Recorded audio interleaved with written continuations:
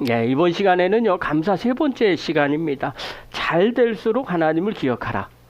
이게 제목입니다. 그리고 결론입니다. 잘 될수록 하나님을 기억하라. 옆 사람과 인사합시다. 잘 될수록 하나님 기억합시다. 네.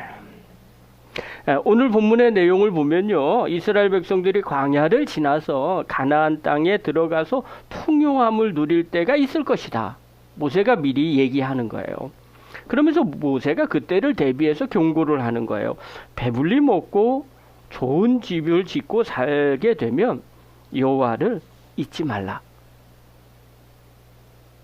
그렇게 명령하는, 경고하는 내용이 오늘 본문의 내용입니다. 제가 이 본문을 묵상하면서 드는 생각이 있었어요. 아니, 광야에서 만나만 먹고 있다가 집도 제대로 못 짓고 그냥 장막을 짓고 사는 거거든요. 그러다 가나안 땅에서 이것저것 맛있는 거 많이 먹고 좋은 집을 짓고 살면 더 행복하지 않을까? 우리도 그럴 때 있잖아요. 우리의 소원이나 또 우리의 환경이 점점 좋아지는 거예요. 그러면 감사 지수가 막 정비례해야 될 것 같은데 그러지 않을 때도 있더라는 거예요. 의외로 그때가 좋았어 라고 생각하는 분들도 계시더라는 거예요. 감사가 없고요. 오히려 새로운 불평과 더 큰 욕망에 사로잡히는 우리 자신들을 발견할 때가 있더라는 거예요. 그래서 질문이 생기는 거예요. 풍요로워질수록 정말 더 행복하고 감사하는 게 맞을까? 만약 아니라면 그 이유는 뭘까? 그럼 어떻게 하면 이 풍요로운 시대 속에서 하나님을 잊지 않고 감사하는 믿음이 굳건해질 수 있을까? 비결이 뭘까? 그것들을 묵상하다가 받은 은혜가 있어요. 오늘은 그걸 같이 나누도록 하겠습니다. 한 사회학자가 이렇게 이야기를 했어요. 인류 역사상 그 어느 시대보다 풍요로운 시대를 살고 있다. 사회학자가 사회적으로 쭉 연구를 했더니 역사상 그 어느 때보다 풍요로운 시대가 지금의 시대라는 거예요.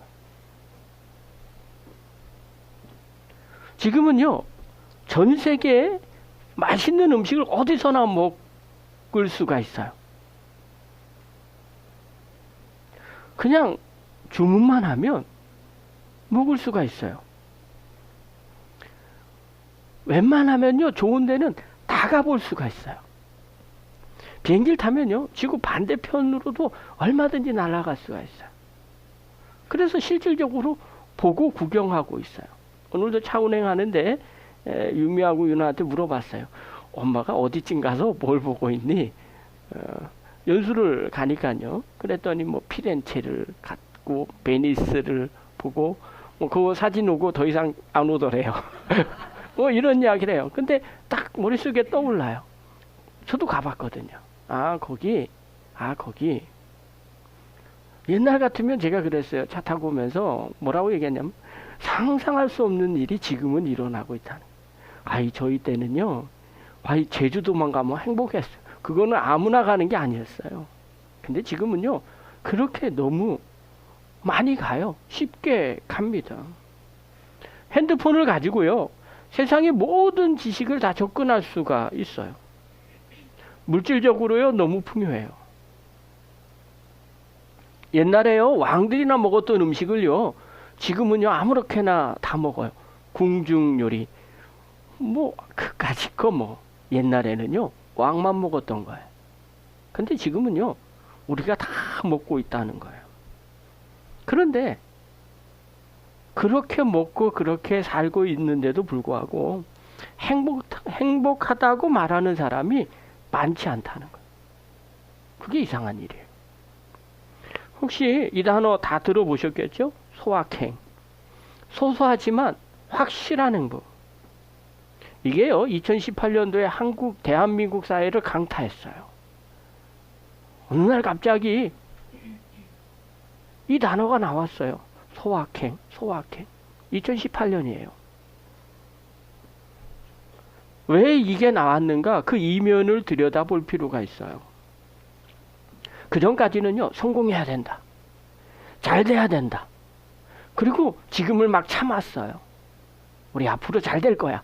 그러니까 지금 밥 한 끼만 먹자. 우리 잘 될 거야. 그러니까 지금 돈 아끼자. 이렇게 생각했어요. 그런데요, 이때 2018년에 강타가 됐어요. 미래를 보니까 그렇게 자신이 없어요.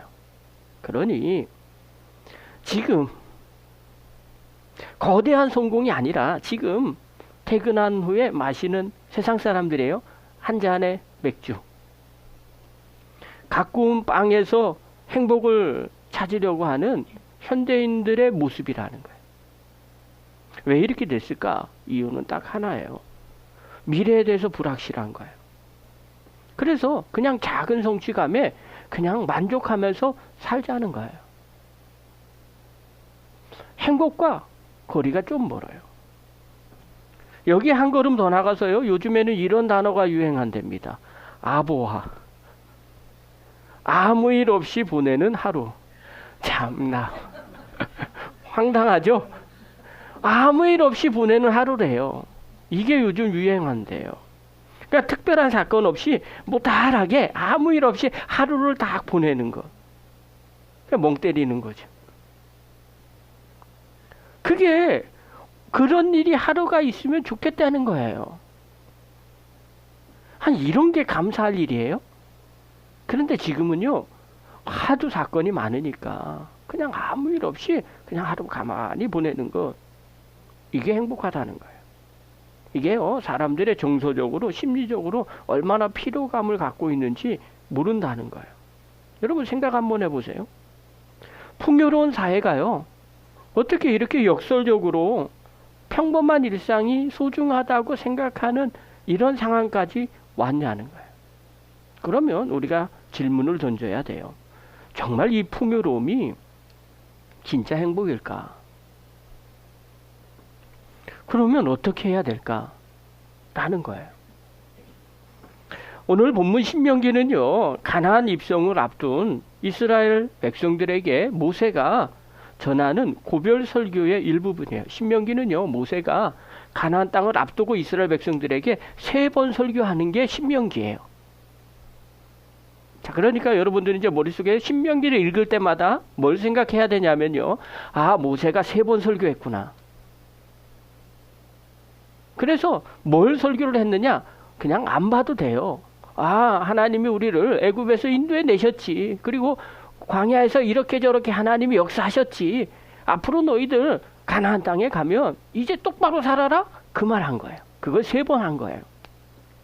설교의 핵심은 뭐냐면요, 기억하라 이거예요. 기억하라. 신명기 8장은요, 기억으로 요약이 돼요. 그래서 2절과 18절이 아주 중요한 거예요. 기억하라는 건데 뭘 기억하느냐? 모세가 얘기하는 거예요. 풍요로운 땅에 가면, 다른 말로 표현합니다. 여러분들이 잘 먹고 잘 살면 기억해야 될 것과 잊어버려야 될 것이 반드시 있다는 거예요. 그러니까 기억해야 될 건 반드시 기억하십시오. 그리고 잊어버리지 않아야 될 것이 있습니다. 그것을 잊어버리지 않기를 바랍니다. 그게 모세가 한 내용이에요. 이게 우리에게 필요해요. 우리가 잘 먹고 잘 살 때, 우리의 환경이 좋아질 때 항상 기억해야 됩니다. 모세는요, 먼저 이스라엘 백성들이 가나안 땅에서 누릴 풍요에 대해서 묘사를 해요. 12절과 13절이에요. 우리 한번 읽겠습니다. 시작. 당신들이 배불리 먹으며 좋은 집을 짓고 거기에서 살지라도 또 당신들의 소와 양이 번성하고 금과 금이 많아져서 당신들의 재산이 늘어날지라도. 네, 먹어서 배부르고, 그 다음에 좋은 집을 짓고 살고, 그 다음에 소와 양이 번성해서 은금이 많아지고 모든 재산이 늘어나는 상태가 되면, 그거예요. 요즘 말로 얘기하면요, 원하는 거 다 되고 돈도 많고, 그 다음에 하고 싶은 것도 하고 직장도 톡톡 잘 붙이고, 그래서 나 진짜 원 없이 살고 있다, 그렇게 생각이 되는 거예요. 이게 완전히 우리가 꿈꾸는 세상 아니겠어요? 아, 인생의 행복은 그런 거지. 정말 이렇게 축복을 받으면 좋지 않겠는가? 이런 생각을 가진 거예요. 이때 하나님은요 가장 큰 위험이 도사리고 있다고 경고를 해요. 모세가 이렇게 말해요. 14절 읽겠습니다. 시작. 혹시라도 교만한 마음이 생겨서 당신들을 이집트 땅 종살이하던 집에서 이끌어내신 주 당신들의 하나님을 잊어버리는 일이 없도록 하십시오. 예, 이때 잘 먹고 잘 살 때, 내가 원하는 대로 됐을 때, 한마디로 말해서 은혜가 넘치고 축복이 넘쳤을 때, 요때 하나님을 잊어버리는 일이 없도록 기억하라는 거예요. 사랑하는 성도 여러분, 잘 될 때 주님을 잊어버리지 않기를 바랍니다. 여기서 핵심은요, 잊어버린다라는 이 단어는요, 샤카흐라는 단어예요. 뜻이 뭐냐면요, 의도적으로 무시하거나 관계를 저버리는 행위를 포함하는 거예요. 그러니까 아차 깜빡 잊어버렸어요. 그게 아니라 의도적으로 멀리하는 거예요. 잘 먹고 잘 살면요, 사람들이요 하나님을 더 간절히 찾지를 않는 거예요. 바쁘니까, 또 이것들을 만나면 좋은 일이 생기니까 의도적으로요 멀리하기 시작하는 거예요. 여러분, 풍요로우면요, 내가 원하는 대로 다 되면요, 더 주님 앞에 나와서 주님 감사합니다, 주님 하고 기도할까요? 아니에요. 점점 의도적으로 멀어져요. 바빠요. 할 게 너무너무 많아요. 그래서 나도 모르게 의도적으로 멀어지더라는 거예요. 오늘 성경은요, 모세는요 그렇게 말합니다. 잘 먹고 잘 샀을 때 너희들이 의도적으로 그렇게 하나님과 멀어지지 않도록 하기를 바랍니다. 그건 교만한 마음입니다. 사랑하는 성도 여러분, 우리 마음이 교만해지면요, 자꾸 하나님과 의도적으로 나도 모르게 멀어지려고 합니다. 감사해야 될 아주 축복의 정점이에요. 다 하나님이 이루어 주셨으니까 얼마나 감사할 일이 많겠어요. 그럼에도 불구하고 하나님을 잊어버릴 수 있는 영적인 위기가 찾아온다는 거예요. 사랑하는 성도 여러분, 잘 나갈 때 잊지 마시기를 바랍니다. 그렇다면 잘 나갈 때 하나님을 잊지 않는 비결이 뭐냐는 거예요. 모세는 이렇게 말해요. 광야의 시간을 기억하라는 거예요. 사랑하는 성도 여러분, 어려웠을 때의 시간을 기억하시기를 바랍니다. 신명기 8장 15절 16절이에요. 우리 한번 읽겠습니다. 시작. 주님께서는 넓고 황량한 광야, 곧 물배와 자갈이 굴거리는 광야와 물이 없는 사막에서 당신들을 인도하여 주시고 사절바위에서 샘물이 나게 하신 분이십니다. 광야에서는 당신들의 조상도 알지 못하던 만나를 당신들에게 먹이셨습니다. 이것이 다 당신들을 단련시키고 시험하셔서 나중에 당신들을 잘 살게 하시려는 것이었습니다. 그는 광야가 어떤 곳인지를 모세가 설명을 합니다. 넓고 황량한 광야, 불뱀과 정갈이 우글거리는 광야, 물이 없는 사막, 이렇게 말해요. 이런 광야는요, 인간의 힘으로는 단 하루도 생존할 수가 없는 절망의 공간이었어요. 그런데 하나님은요, 이곳에서 이스라엘 백성들을 인도하여 주시고 차돌바위에서 샘물이 나게 하신 분이라는 거예요. 만나를 먹이신 분이라는 거예요. 아니, 농사도 짓지 않았는데 장정만 60만 명이, 다 합쳐서 200만 명 이상이 매일마다 먹고 살았어요. 어떻게 먹고 살아요? 우리가 다 아는 것처럼 하늘에서 만나를 주셨어요. 그래서 아침에 나가서 들에서 만나를 그냥 거두기만 하면 돼요. 그날 거두는 거예요. 오늘도 거두면요, 저녁까지 먹어요. 내일 새벽에는 또 만나를 하나님이 내려주셨어요. 광야의 40년 기간을 하나님이 그렇게 인도해 주셨다는 거예요. 자, 그러면 하나님께서 이스라엘 왜 이 고난의 광야로 인도하신 목적이 있다는 거예요. 16절에는요 그렇게 분명하게 말해요. 이것이 다 당신들을 단련시키고 시험하셔서 나중에 당신들이 잘 되게 하려는 것입니다. 여러분, 광야의 고난은요 벌이 아니었어요. 두 가지 중요한 목적이 광야의 훈련 과정에 있었어요. 하나는요, 낮추시려고 하는 거예요. 겸손의 훈련이에요. 광야는요, 인간의 무력함을 철저하게 깨닫는 장소예요. 여러분, 내 삶 가운데 고난이 닥칩니까? 사람이요, 겸손해지기 시작합니다. 도우시는 하나님을 의지하기 시작합니다. 그래서 이 훈련을 광야에서 시킨 거예요. 잘 먹고 잘 살기 전에 어려운 과정을 통해서 겸손하게 하기 위해서, 낮추기 위해서 하나님이 이 광야를 이스라엘 백성들에게 허락하신 겁니다. 두 번째가요, 시험이에요. 이건 믿음의 훈련이었던 거예요.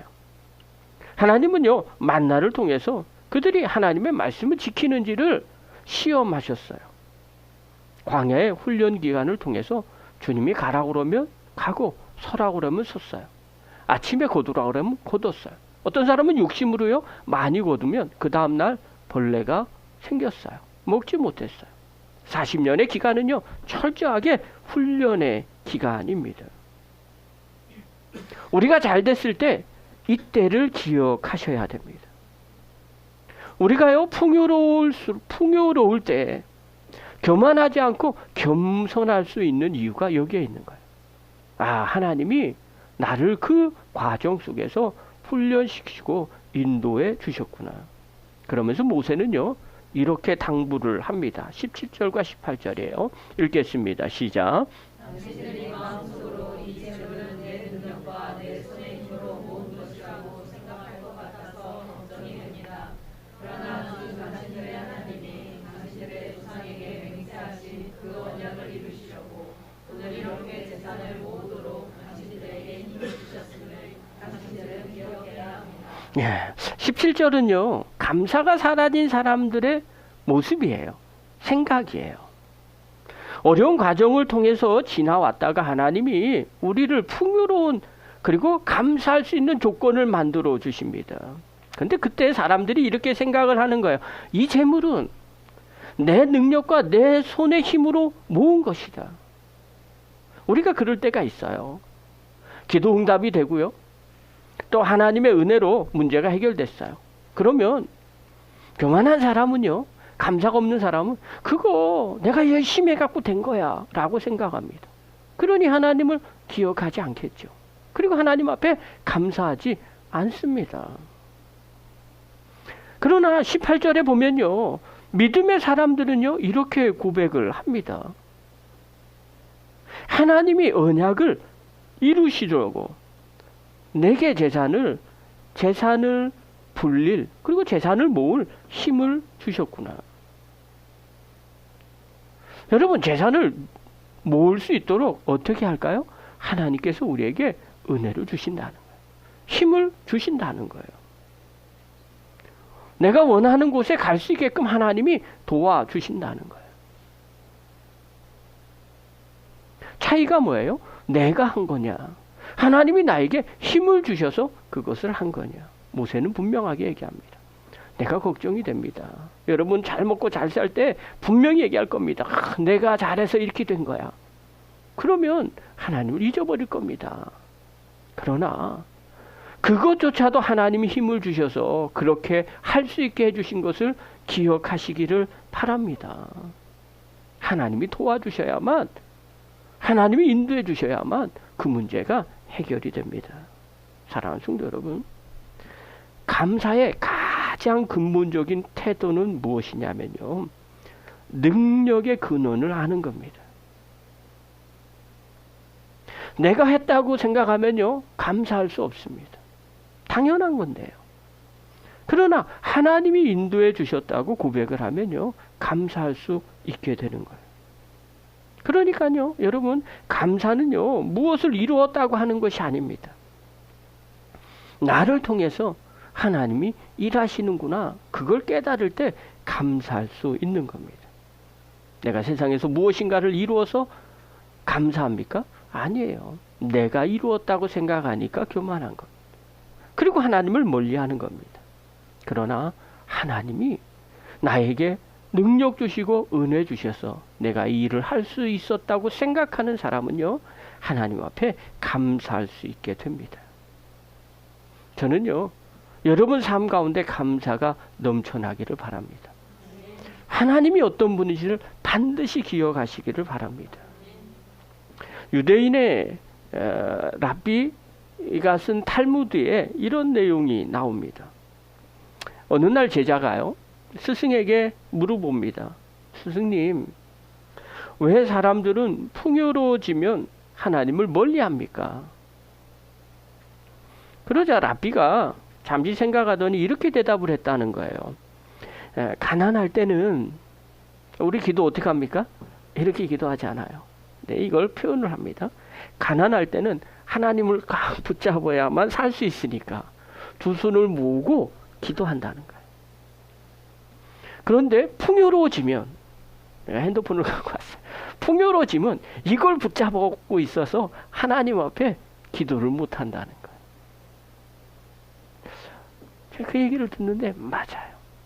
여러분, 우리 기도할 때 어떻게 해요? 저는 이렇게 하지만 대부분 이렇게 기도하잖아요. 이게 하나님을 꼭 붙잡는다는 거예요. 잠깐만 이거예요. 그런데 부자가 되니까, 풍요로우니까, 세상 것을 다 쥐고 있으니까 주님을 붙잡을 손이 없다는 거예요. 제가 그걸 들으면서 그런 생각이 들었어요. 감사는 두 손을 붙잡는 행위구나. 주님, 감사합니다. 하나님이 이렇게 인도해 주시니까 감사합니다. 여러분, 내가 붙잡고 있는 이것을, 세상 것을 주님 앞에 다시 내어놓을 때 비로소 이 손이 그 하나님의 은혜를 받는, 붙잡는 손이 되더라는 거예요. 이게 감사예요. 풍요로움 속에서도요, 손을 모을 수 있는 사람. 그건 자신이 갖고 있는 이것이 내가 해서 됐다고 생각하는 사람이 아니라 하나님이 주신 것임을 믿는 사람이 풍요로운 삶 속에서도 주님 앞에 감사할 수 있게 되더라는 거예요. 사랑하는 성도 여러분, 감사는요, 내가 한 일을 자랑하는 게 아닙니다. 나를 통해서 하신 하나님을 인정하는 행위가 감사입니다. 주님이 하셨군요. 그게 감사예요. 성경에도 마찬가지예요. 신앙의 사람들의 특징이 있어요. 모든 것이 하나님께로부터 왔다고 고백하는 사람들은요, 믿음의 사람들이에요.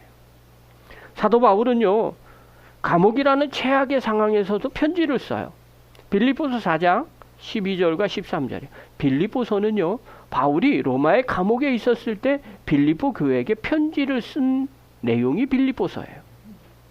그러니까 빌립보서를 읽을 때마다 항상 생각하셔야 돼요. 아, 지금 바울이 어디서 이걸 썼지? 로마 감옥에서 쓰고 있는 거예요. 그런데 뭐라고 얘기하느냐? 12절과 13절이에요. 우리 같이 한번 읽겠습니다. 시작. 나는 비천하게 살 줄도 알고 풍족하게 살 줄도 압니다. 배부르거나 굶주리거나 풍족하거나 궁핍하거나 그 어떤 경우에도 적응할 수 있는 비결을 배웠습니다. 나에게 능력을 주시는 분 안에서 나는 모든 것을 할 수가 있습니다. 바울이 얘기하는 겁니다. 감옥에 있으면서 나는 비천해 보이기도 하고 풍족하게 살기도 해봤고 배불러 보기도 했고 굶주리기도 했고 그 다음에 궁핍해 보기도 했다는 거예요. 모든 걸 다 경험했다는 거예요. 그런데 그 어떤 상황 가운데서도 잘 나갈 때도 그 다음에 어려울 때도 한결같이 흔들리지 않는 비결이 있었다는 거예요. 어떤 게 흔들리지 않았어요? 주님 한 분 바라보는 거, 그것이 흔들리지 않았다는 거예요. 그 이유는 다른 것이 아니에요. 내게 능력 주시는 분이 주님이시라는 걸 깨달았기 때문에 그렇다. 내가 잘해서 풍족한 거라면 떵떵거리고 자랑할 수 있어요. 내가 못해서 어려운 상황 가운데 있다면 죄책감을 가질 수 있고요. 자학할 수 있어요. 나 같은 것이 왜 이 땅에 살아서 이 모양으로 이렇게 힘들게 살까? 그럴 수 있어요. 그러면요, 바울은 어떻겠어요? 잘 먹었을 때는 막 의시될 것이고요. 감옥에 갔으면 그냥 나 같은 거 죽어야 돼. 그러고 까부러져 있어야 될 거라는 거예요. 근데 바울은 그러지 않았다는 거예요. 늘 한결같았다는 거예요. 이유는 딱 하나예요. 모든 능력은 주님께로부터 온다는 거예요. 내가 지금 비천에 처해 있어도 주님의 뜻하심이 있어서 그렇게 비천에 처해 있다는 거예요. 광야 같은 생활을 주님이 뜻하심이 있어서 나를 그렇게 인도하신다는 거예요. 가나안 땅의 풍요같이 잘 먹고 잘 살 때도 주님의 뜻하심이 있어서 나를 배부르게 하셨다는 거예요. 그러니 나는 일체의 비결을 메고 흔들리지 않았다는 거예요. 그러니 감옥에 있어서도 감사한 거예요. 잘 살아도 감사한 거예요. 잘 되어도 주님 앞에 감사한 거예요. 상황 때문에 감사한 것이 아니라 능력을 공급해 주시고 함께 하시는 주님 때문에 감사할 수 있었던 거예요. 사랑하는 성도 여러분, 모세가 명령했던 것처럼 재물 얻을 능력을 주시는 하나님을 기억하시기를 바랍니다. 어떤 상황 가운데서도 주님이 함께 하시는 그 하나님을 기억하시기를 바랍니다. 그럴 때 상황이 흔들려도요, 우리의 마음은 흔들리지 않고요, 주님 앞에 진정한 감사를 드릴 수 있게 됩니다. 저와 여러분이 그렇게 감사를 드리는 믿음의 종이 되기를 간절히 축원합니다. 역사상 가장 부자 중에 한 사람은요, 우리가 다 아는 록펠러예요. 이 사람은요, 풍요 속에서도 감사의 본질을 깨달은 사람이에요. 33세에 백만장자가 됐어요. 이 사람이 세운 회사가요, 미국에 있는 유명한 회사들 몇 개로 다 쪼개졌어요. 왜냐하면 독과점이기 때문에 회사를 다 쪼개버렸어요. 근데 쪼갠 그 회사들도요, 전부 다 대기업이에요. 그러니까 33세에 백만장자가 됐고요, 43세에 미국 최대 기업의 총수가 됐어요. 제가 설교를 준비하는데 나는 뭐 했나 싶어요. 그 다음에 53세에는요, 세계 최고의 부자가 됐어요. 참, 여러분 자녀가 이렇게 되길 바랍니다.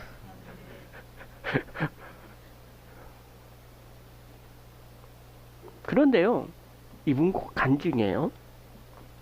부를 이렇게 쌓을수록 세계 최고의 부자가 됐는데도 마음이 공허해졌어요.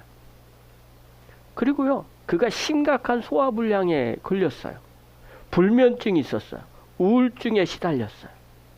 아니, 세계 최고의 부자인데도 이렇대요. 그래서 의사가 진단을 했는데요, 길어야 1년밖에 살지 못한다는 진단을 받았어요. 록펠러가요, 53세에 이 진단을 받으니까 세계 최고의 부자가 되면 뭐 하겠어요? 1년밖에 못 산다는데 충격을 받았어요. 내가 이렇게 성공했는데 왜 나는 이럴까? 왜 행복하지 않은가? 그때 록펠러가 깨달았어요. 이 모든 것이 내 능력이 아니라 하나님이 나에게 주신 은혜다 라는 걸 깨달았어. 그래서 그날 이후에 53세 이후에 그의 삶의 방향이 바뀌어요. 자신의 재산이라고 생각했는데 이제는 이게 자신의 재산이라고 생각하지 않게 됐어요.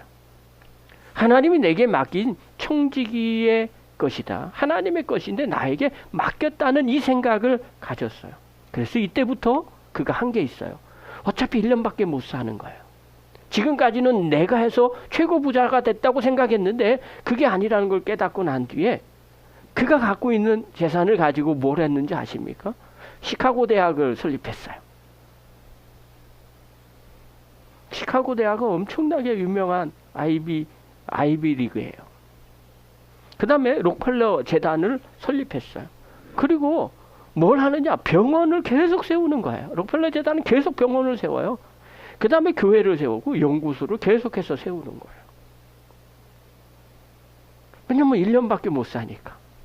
야, 이거 의미가 없다는 거예요. 근데요, 반전이 생겨요. 놀랍게도 그 이후부터 그의 건강이 회복되기 시작합니다. 그리고요, 의사가 선고한 1년을 사는 게 아니라요, 무려 44년을 더 삽니다. 그리고 97세에 하나님의 부르심을 받게 됩니다. 록펠러의 명이 뭔지 아십니까? 거기에 이렇게 기록이 되어 있어요. 주는 자가 받는 자보다 복이 있다. 그렇게 기록을 해놨어요. 여러분, 이 록펠러의 인생은요, 분명하게 증언을 하고 있어요.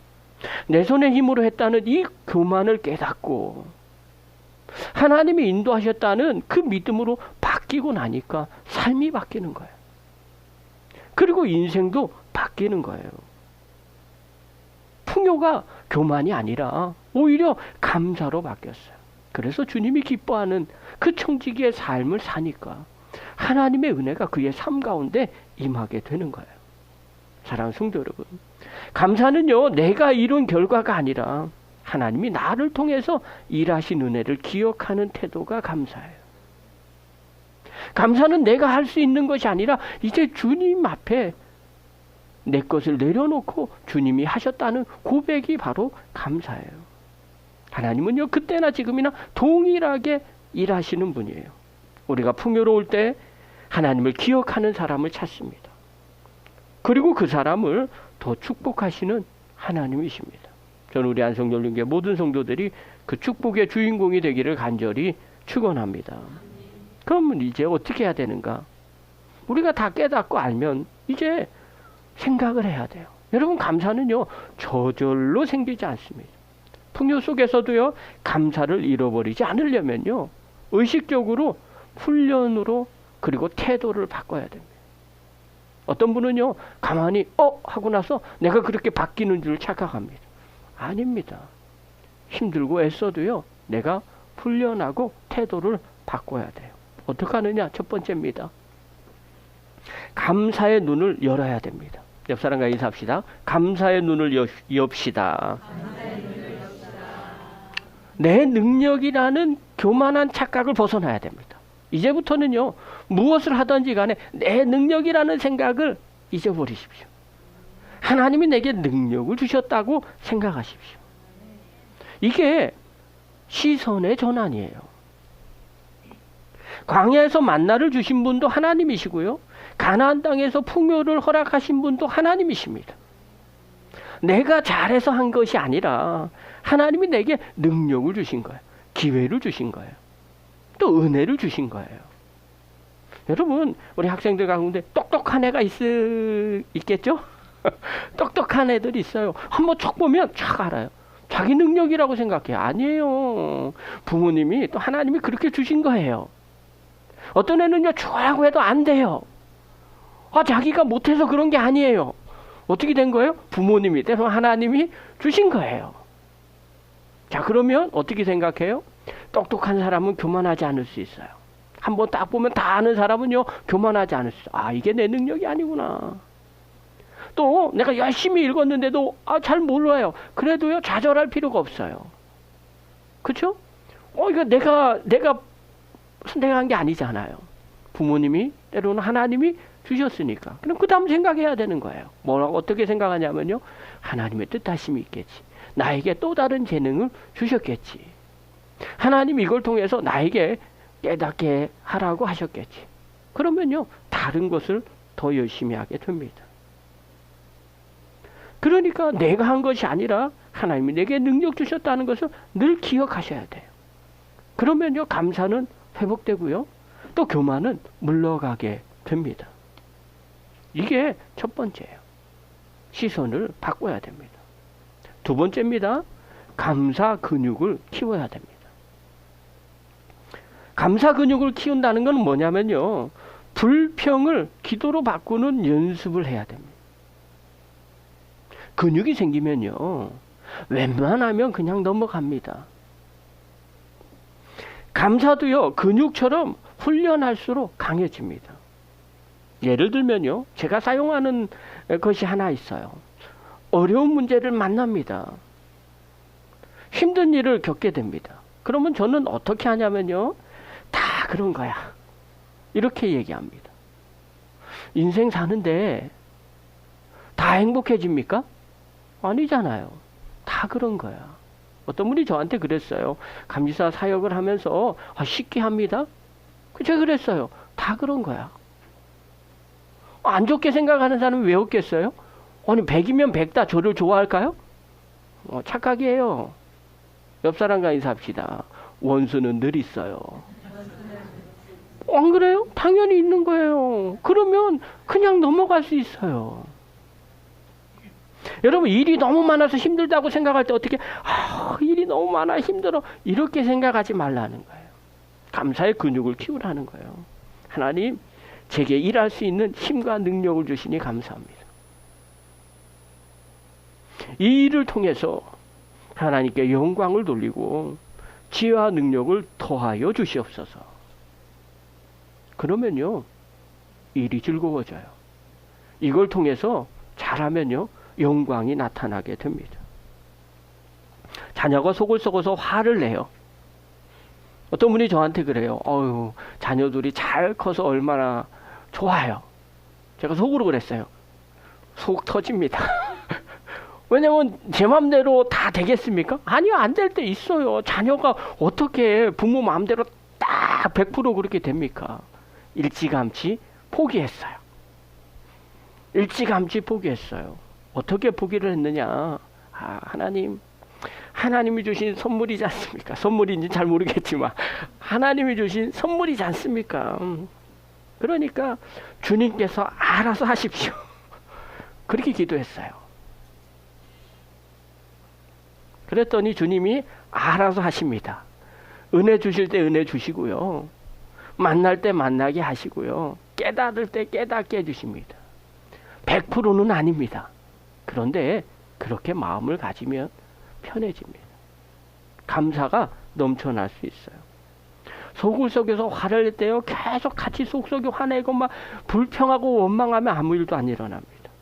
그런데 하나님 앞에 기도하세요. 하나님, 자녀가 하나님 주신 선물이지 않습니까? 우리는요, 너무 쉽게 나니까 자녀가 선물인지 몰라요. 불임 부부한테는요, 자녀가 얼마나 귀한 선물인지 모릅니다. 왜요? 내 힘대로 잘 안 되는 걸 깨닫고 나니까 이건 선물이구나 라고 생각할 수밖에 없는 거예요. 그러면서 얘기하는 거예요. 하나님, 이 아이를 통해서 저의 부족함을 보게 하시고 더 기도하며 사랑으로 양육하는 부모가 되게 하여 주시옵소서. 그렇게 기도하시라는 거예요. 그래야 감사의 근육이 커집니다.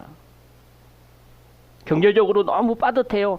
그럼 내 인생이 왜 이럴까? 너무 힘들고 어려워요. 그렇게 생각하지 마시고요. 주님, 날마다 만나와 같은 은혜를 주시니 감사합니다 라고 고백하라는 거예요. 넉넉하지 않지만 이 안에서 만족하게 하시고 하나님이 또 다른 은혜를 우리에게 허락해 주십시오. 여러분, 재벌들이 행복할 것 같아요? 아니에요. 감사의 근육을 키우는 사람들이 행복해집니다. 사람과의 관계가 너무 힘들어요. 그럴 때 있거든요. 그럴 때 기도하십시오. 하나님, 내 주변에 이 원수 같은 사람들을 보내주시니 감사합니다. 이번 기회를 통해서 제 성품을 다듬게 하여 주시고 말과 행동에 주님의 사랑을 드러내게 주시옵소서. 그러면요, 그런 사람 대하고 나면요, 잔챙이들은 아무것도 아니에요.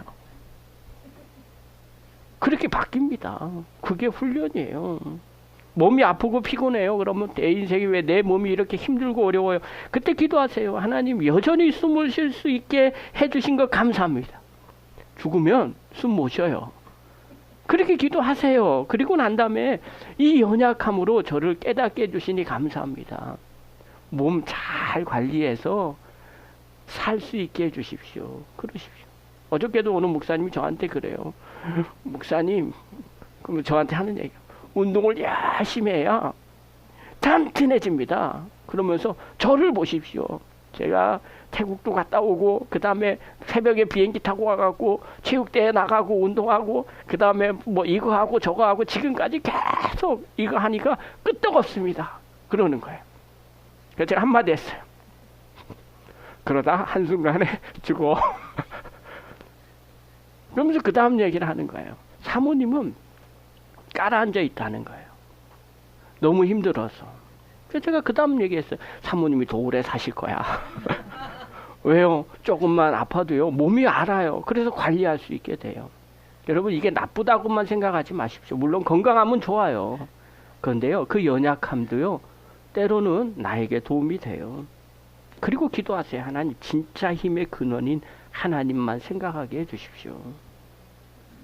그게요, 근육을 훈련시키는 거예요. 사랑하는 성도 여러분, 불평은요, 제가 왜 이야기했냐, 불평한다고 현실이 바뀌어지는 게 아닙니다. 그러나 하나님 앞에 기도하고 감사하면 하나님이 그 환경을 바꿔 주실 줄 믿습니다. 그래서 감사의 근육을 키우는 거예요. 이번 한 주간 의식적으로 감사를 선택하시고요.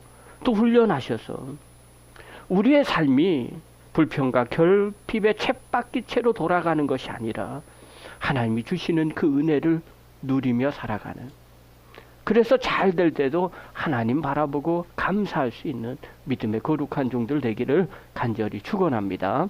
기도하겠습니다.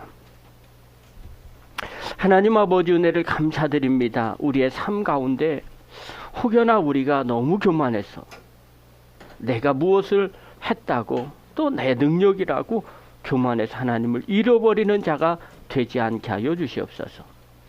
모든 근원이, 모든 능력이 하나님께로부터 오셨다는 것을 고백하게 하여 주시고, 삶 속에서 잘 될 때나 어려울 때나 늘 하나님 앞에 감사하는, 그리고 하나님만 바라보는, 그래서 하나님 주시는 은혜와 평강이 넘쳐나는 믿음의 거룩한 종들 다 되게 하여 주시옵소서.